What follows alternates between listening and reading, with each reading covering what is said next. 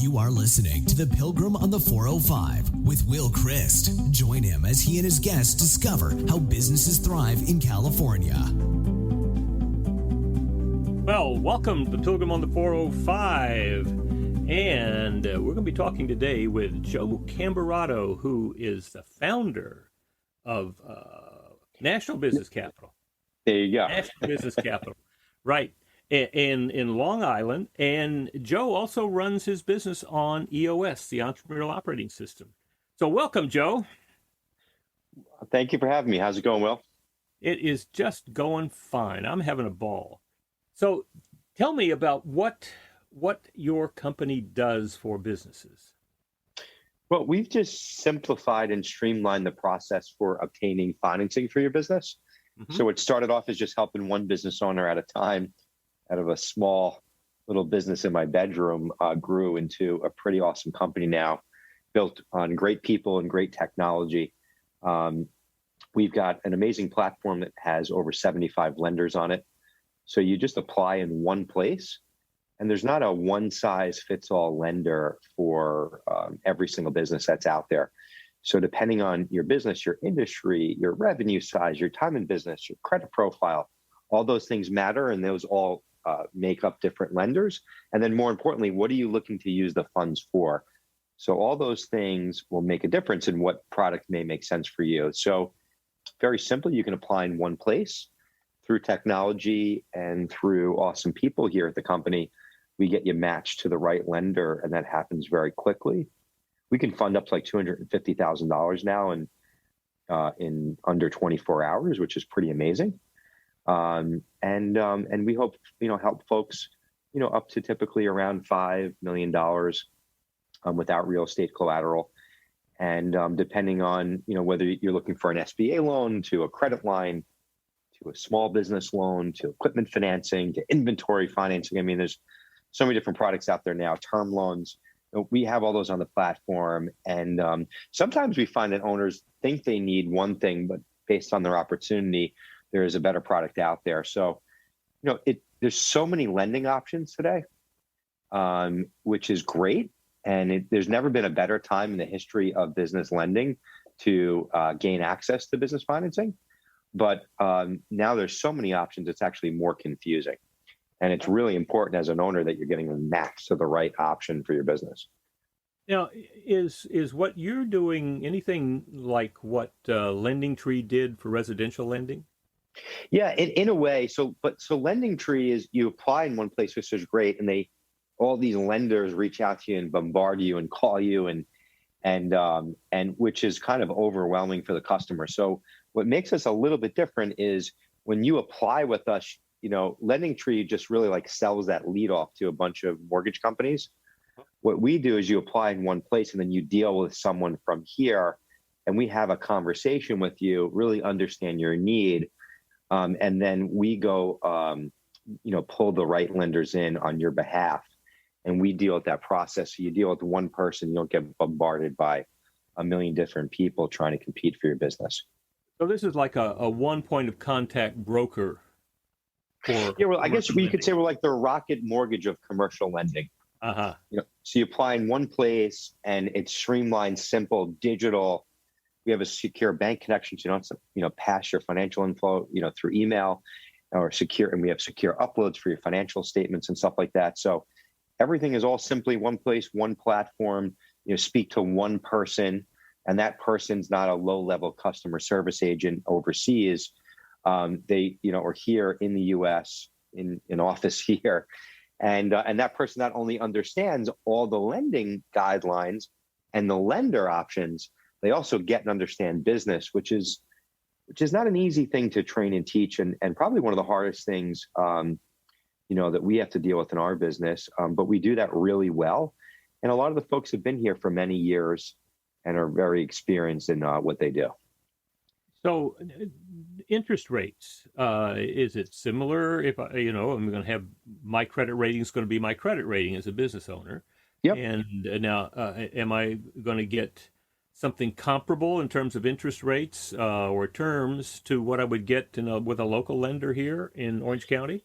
Yeah, sure. It's a great question. So if, we provide and offer SBA loans, which are great. And, the rates are, typically the lowest out there. And what's awesome is we have a few different, because even when it comes to SBA loans, a lot of people think that it's the same everywhere you go, but it's not.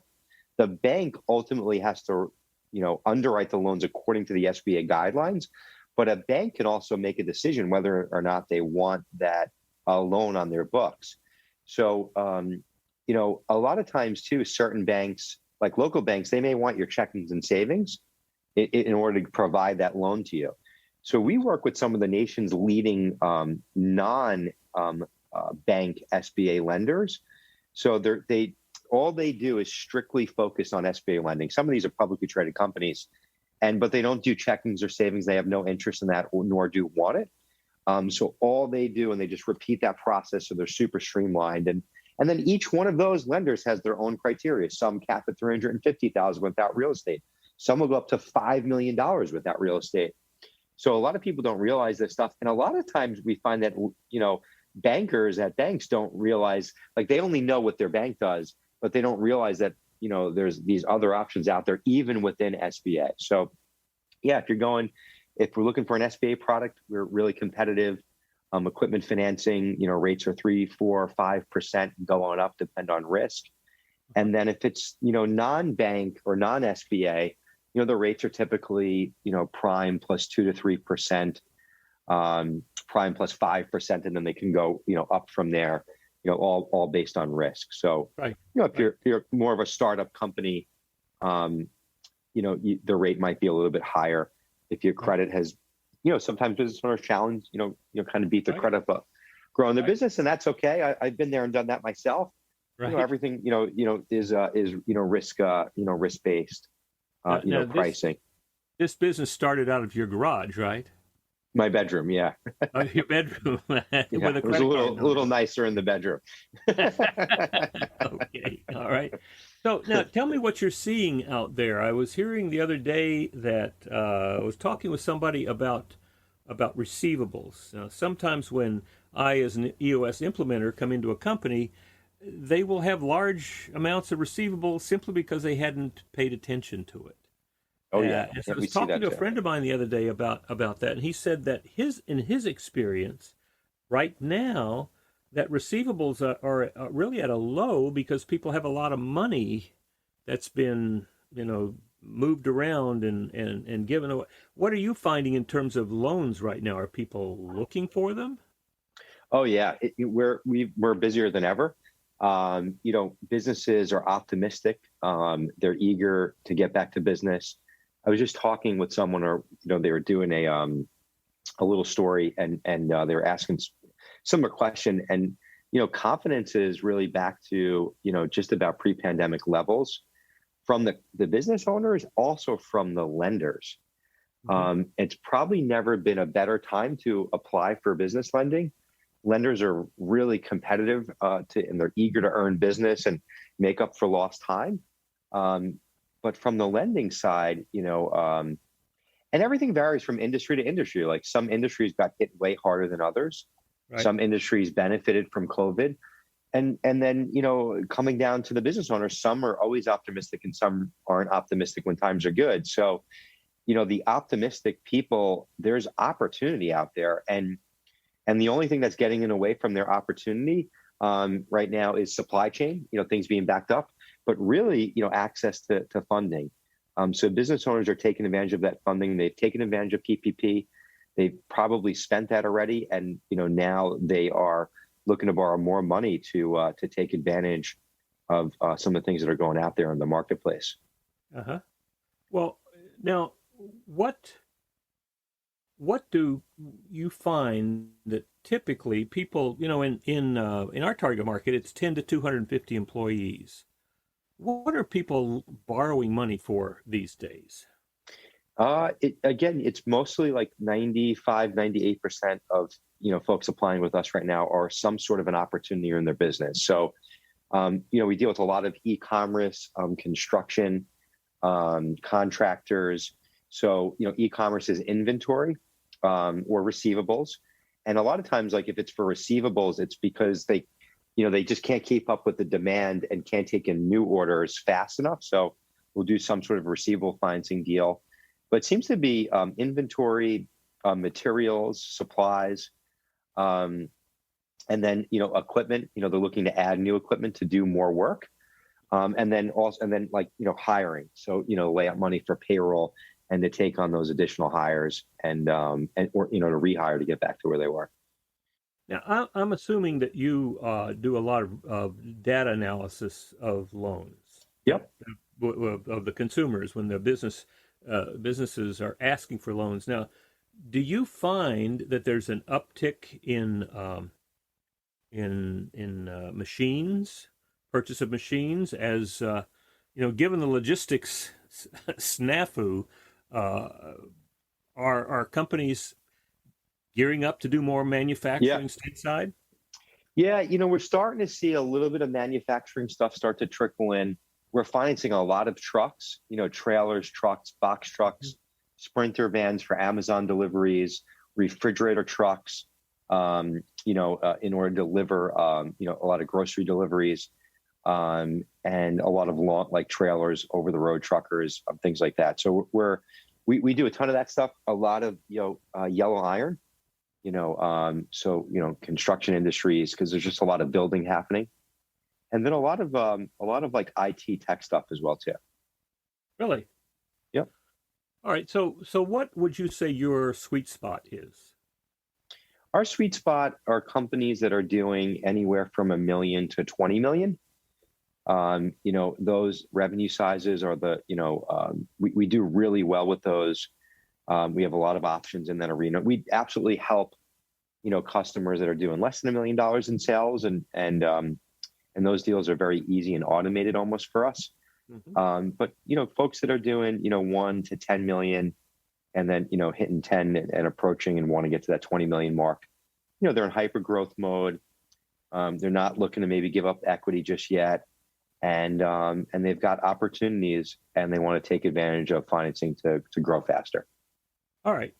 So that's a conversation about your offering and what's in the marketplace out there. I want to get into talking more about your business itself. Now, I understand you're working with EOS, right? In your business? Yeah, absolutely. Yeah, we love EOS. Did you use an implementer? Yeah, absolutely. And I wouldn't recommend trying to implement it on your own. You have to use an implementer. So who was your implementer? Jonathan Smith, and he's still in. Jonathan's awesome. You got the best one. He is great. He is a good friend, and he does just so good. He's wonderful. Awesome. He is. Okay. He is awesome. Now, and not only he's awesome for me, my team, loves Jonathan, as well too. Which is maybe one of the most important things, right? Because we can implement all these stuff as owners and say it's great, right. But if the team's not buying in, then it's just it's meaningless. Right. That's been my experience. Absolutely. Now, talk to me about what your business was like before you implemented EOS. And then we'll talk a little bit about where it is now. But what was the struggle that you had before? We one of the things that I've always, it took me a while, and then I, finally, realized how important processes and systems were. I was a few years into the company. So we put a lot of focus on processes and systems across all different departments. And we really kind of were forced to, because in my business, you can really only win by processing volume of applications. And if you can imagine, like every application, there's a credit report that goes along with it, multiple bank statements, financial docs, tax returns. There's a lot of paperwork. So we process thousands of applications every single month. So you have to be like process driven and really focus on that. So we were forced to, and we really nailed that really well. But once we nailed the process, we were growing and things were really good, but we kind of were hitting the ceiling with having, a high performing team. We had some really good people, but as the company grew, it was very hard to really get in sync with everyone. And I think, as an owner, feel like I'm in tune with everything that's happening. And you start to have these meetings and they just really become like complaining sessions, and we're not getting anywhere. Like, it was just kind of like these off the cuff meetings, and there was no structure or process. And it's kind of funny. I explain this to people with EOS. I've seen how well having these specific processes in the business, how amazing they are, right? And you really, and any business, it doesn't matter what industry, and if you don't focus on processes and systems, you're not going to be able to scale and grow efficiently. And it's going to be very chaotic.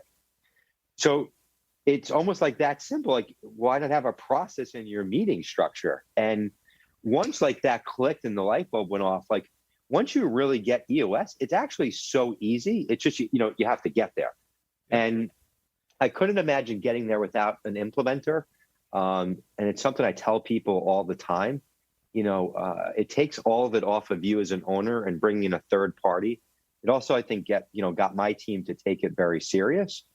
But we wanted to have like a really tight team, a high performing team. And also, as an owner and CEO, I wanted to know that I could be, not have to be every single where in the business, and have confidence in the team, that things are getting done and the needles being pushed and moved along, without, me having to be in every single part of that. Mm-hmm. So now, talk to me about how you rolled out EOS to the entire company. We recommended, I first told it to my, management team that, hey, I've heard nothing but great things about this. And, and Jonathan spoke at one of our YPO events, and a few business relationships of mine and fellow YPOers utilized Jonathan, got some great feedback. I read the book Traction. So I recommended to the team to read the book, even though it's not recommended. And a good amount of people did read it. And then we really just brought Jonathan in. Just said, hey, we're kind of doing this. So, and Jonathan came in. We had a really good first session, with the team. And, and from there, we realized and identified a lot of things that were needed. And then, we just kind of rolled into the, I think we did our first few meets. It's been a while now. Right. And we're even at a point where our team is really rocking and rolling, but I still like having Jonathan come in once a quarter, and I just keeps things, structured and, points out things that we're not thinking. And I think it's really good having that non-biased third party person in the room, to sometimes point out our blind spots or things that we're not thinking about, So how many people in the organization right now?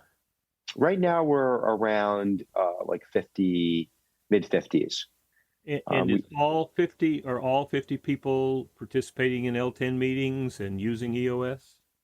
So not all 10. Our management team is, and then some of the different teams are. So not every single person, but a few different departments are.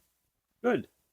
So now let's talk a little bit about this EOS Life idea. I mean, Gino just published EOS Life. I had the fun of living with it for a year because I was one of the readers in the book, and so it's been something on my mind for a while now. EOS Life, as we this, it's 5 things. It's doing only what you love. Not just doing what you love, but only what you love. It's doing it with people you love. It's making a great contribution either to yourself, to the company, or to the world. And then it's being compensated appropriately. And then having plenty of time left over for your other passions, like family and hobbies and things like that. How does that work in your company? Are you living the EOS life now? Yeah, so I'm definitely getting back to the EOS life. I think COVID, COVID completely rattled up my EOS life, and I think everybody else's. So if I said anything differently, I'd be, I'd be not being transparent. But it's super important, and our company's been built in an amazing culture. We've been #1 top workplace 3 years in a row. So it's really important that we're winning in business, and we hold each other highly accountable here. But we also have a fun time while we're doing it, and I definitely make sure that myself and team members are doing what they need to, but also, taking that time for themselves. And I think it's, I feel like all those things, it's hard to have completely balanced, but just integrating like work and life together. And I do stay focused on getting myself into the things that I love doing in the business and staying there, having confidence in the team and having that time, for myself as well too. So I'd say we're living by that fairly well and have really been getting back to that, which has been super important, to me, for myself and for everybody here. So doing what you love, you had to figure out what it is that you're really good at, right? What's your unique ability? What do you love doing that you're great at? And then have you successfully delegated the things that you're not great at, that you don't love, to people who do love doing those things? Yeah, I've gotten a lot better with that, over the years, and have really built out some great, structures, here in the biz, and people that are, doing those things. And I have been, really focused on the things that I love. I mean, pre-pandemic, I was nailing that, to a T, and was not, involved at all in the day to day. And it's all because of EOS. Like, I would have never been able to get to that point without it. So, pre-pandemic and even as things are getting back now, like I'm not in the day to day. And that's because I have the confidence in the team, and because we have this meeting structure, so I can check in and I'm in the know of what's going on. And of course, things like when random, unique things like this is a new one, like how do we handle this?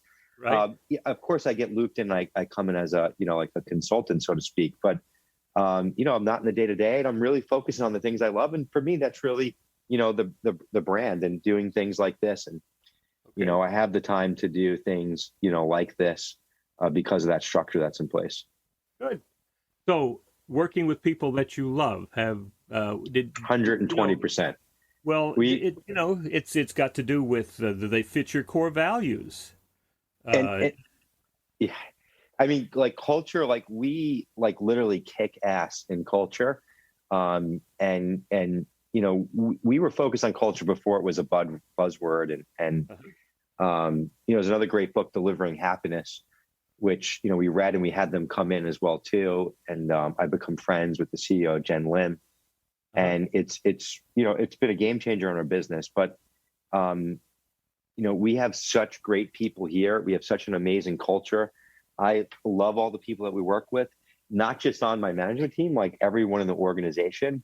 And it's hard to get to that place. And everyone talks about culture, but most people don't live by it. Like, we live by it, we breathe it. And I think as a leader, you got to be in the culture as well too. Otherwise, it's kind of pointless. And it's just kind of, you're just saying it to use that buzzword. But what's been amazing is, and again, we've, been #1 top workplace on Long Island 3 years in a row. And it's not a coincidence. Our culture's at this place where it's become self-filtering. So like, if you're not a good person, you're not hitting our core values, like, never mind like myself or the management team, asking you to leave, like the team, all the other people here will be probably pushing you out. And that's like, when you kind of see that in motion, it's pretty amazing. Yeah. So that becomes very attractive for people who fit your core values, and it also becomes kind of repellent for those who don't. Yep, 100%. And like, even when we do our interviews now, we go through those core values, and if you're not checking the boxes, there's no exceptions. And right. We just keep it moving. We want to grow, we want to hire people, we don't need to. So. And being that we want to, and we're making a conscious decision to grow and to be better, all we want to do is we want to add better people. But if you're not fitting that, then we don't need to. And that's a nice place to be in. Right. It's a big difference between doing things because you need to or have to, and you want to. I mean, I think that's the difference between scarcity and abundance. Yep, that's exactly right. Now, all right, so you talked about doing things that you love, with people that you love. Now, do people see the connection between what they do every day and the contribution not only to, making the company great, but also to helping businesses in America work well. Do they see that contribution? They do, and that's really an awesome question. And I think they do because of how active I'm in, with, getting out there with customers, interviews, different things, video testimonials that I'll do with our customers, and also just like a lot of these different, stories that I'm a part of with our customers, where they get kind of like see, like, if you look at my YouTube and things like that, you can see some really cool things where I'm out and about with our customers, and they get to see those end results. And then we have a process around how we share recent transactions and what those transactions, equaled. Like, we just had someone recently, we financed 5 trucks for them, which they're going to be able to hire another 10 employees, which was going to, create, 10 more jobs, which is, 10 more families. So like, kind of sharing those stories is something that's, is something that we do. And it's really cool and it's really rewarding. And then, on top of that, we're always doing stuff locally in the community. Right. And, every transaction that we complete, we donate 10 meals to Feeding America. And we're, well over 100,000 meals now, which is really nice. So everybody feels that they're making a contribution. Absolutely. And they know too, it's like small business is 99% of the country. That's right. And my belief, now this is just my belief, but my belief is that when you look at the issues that we're having to struggle with right now, social unrest, a variety of things, and that includes people who struggled when businesses left in 2008 and moved to offshore. Lots of people suffering. And when I look around, I don't think government's going to solve that problem for us. No, business is. And I wish churches were going to solve it, but I just don't see that. Education's a long play. Business is the most effective lever for making social change right now. 100%. And I think a lot of this stuff that you see in the media, it's a bunch of bullshit. I mean, where we are in the history of the world today. Yeah. I mean, it's like in 1955 or something like that, there was 2 billion people. There's 8 billion people now. There's never been more opportunity, like, in the history of mankind. Really, too, like, if you look at the real facts, crime globally is down, terrorism is down, but and poverty's down, like lowest level it's ever been. Like, if you look at the real facts. So you could sit around and complain, but you're just a complainer. Like, yeah. I think about, like, my grandmother came over here on a boat from Europe, from Italy, in like 1915. And like, she would tell me stories of how she would like share a loaf of bread with her brothers and sisters. Right. And like that like, that's not going to happen to my kids or your kids, so, and there was an opportunity when she came here, at that time. So, even through a pandemic and through all of this craziness, there was still opportunity. Like, how lucky was this country to get unemployment and get extra money through this? Like, that would have never happened, never mind 50 or 100 years ago, like 10 or 20 years ago, that wasn't happening. Right. Well, all right. And, so we got your people doing what they love doing with people they love, making a great contribution. How about being compensated appropriately? Yes. I mean, that's super, super important to me, and there's awesome opportunities here. And, everyone here is compensated pretty well, and also based on, performance and things like that as well too. So that's super important. Like, you have to nail all those buckets, as a business owner. And there's been plenty of times growing the company that, I had to take a back seat in my pay or giving myself raises in order to make sure that, as I was building the company team, that everyone was compensated well. So. And then finally, have plenty of time for your other passions, family, hobbies, contributions to the community. Is that true for you? Is it true for the leadership team, for the whole company? Yeah, no, it definitely is. And, we focus on that. And we also do fun stuff outside of the business. So even, that with the team and try and make it fun there as well, too. And I try and make sure that I focus on that for myself. I just happen to get myself involved in a lot of things in the business and outside of the business. But as my kids are growing now, I'm starting to incorporate them into things that I am doing business wise. So I'm still spending the time, and I hope that they're learning something too.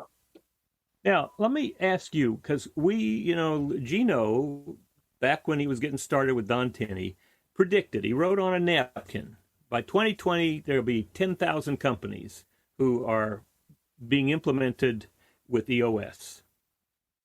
December 2020, 10,500 companies. We did it. That's amazing. Wow. Now, 2030, our prediction is that by 2030, 100,000 companies will be working with an implementer to implement EOS. Wow, that's amazing. Now, if you say that it's, the average company in our sweet spot of 10 to 250 employees, the average company has 50 employees, just, for the sake of the argument, 50 employees. That's how many? 5 million people, not counting their families, who will be directly impacted.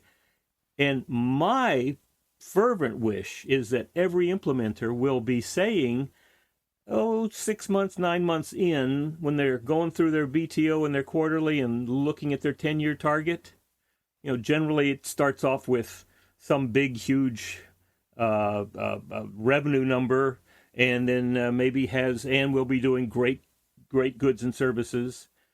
I want to see every company include, and by this 10-year target, 100% of our employees will be living the EOS life or have a path to it. Yeah. And that's the thing, right? Like having the path to it, because it's not for some people will want to and some won't, and that's okay. But as long as the path is there, but that's amazing. And I mean, I could see it happening, and I don't know how you get to a certain size, with your company, and you don't bring in or not utilizing the EOS process. Like it's just, like it's been a game changer for us. So, and given right now this, this big shuffle with people moving all around the country, and the great resignation with how many, 50%, 40, 50, 25%, whatever it is, a lot of people are moving out of companies. And I think that's going to change the way that companies go about attracting, retaining, and motivating their people. And I think EOS is right in there as an answer to what they need to be doing. Well, I think the reality is this stuff was already happening pre-COVID. COVID just, fast forwarded where you had no choice to think, remote, and never had time to actually think. But this was already happening. Like hiring pre-COVID was the hardest it ever was, and people were having the option to work remote at different companies. And it's funny, like people are now like, oh, maybe we should think about culture. Like it's like, are you crazy? Like and like too, like it's amazing coming to this office every day and what's been created here. I love being surrounded by like these awesome people with great attitudes. So why wouldn't you want to do that in your business? Like, I don't want to show up to work with people I can't stand. Like that sounds miserable, Yes. So I don't know how people tolerate it, but from the leadership or ownership or CEO, whatever you want to call yourself, from the top down, like it's in your control. You just have to do something about it. So yes, we can make a change, and that's what I believe. The next 9 years, I think that having 5 million people and 100,000 companies, that's going to make a huge impact. And huge. And we also know from the data that the number of people self-implementing, like you were initially, the number of people using the tools at EOS is a 10 times number. So that could be easily that we are affecting 50 million people. That's amazing. And I hope so. Yeah. Definitely be a lot better ran companies, Well, yeah, that's for sure. And a lot better attitude for people and a lot better life. So that's why I'm excited about it. I am just absolutely thrilled with working with people like you, who see this and can see the huge change that's there. So thank you so much, Joe. How would people who wanted to talk to you, well, either about EOS or wanted to talk about loans, how would they get in touch with this? Yeah, so if you wanted to check out my company, you can easily go to nationalbusinesscapital.com. Or if you wanted to, follow me, I put out tons of content, videos. If you want to connect, you can check me out at GrowByJoe. You can go right to YouTube /GrowByJoe. Or on LinkedIn, you can find me linkedin.com/GrowByJoe. Excellent. Joe, thank you so much for being part of us here, because what we focus on here is we focus on companies that are thriving. Started off several years ago thriving in California, and now it's really looking at people around the world who are thriving, and many of them are thriving because of their commitment to EOS. So it's been a great joy getting to know you better and having this great conversation. So that's the way the businesses thrive. Awesome. Well, thank you. We're thriving because of EOS. So shout out to EOS and love everything that you guys are doing. And thanks for having me on the show, Will. Great. You've been listening to The Pilgrim on the 405 with Will Christ.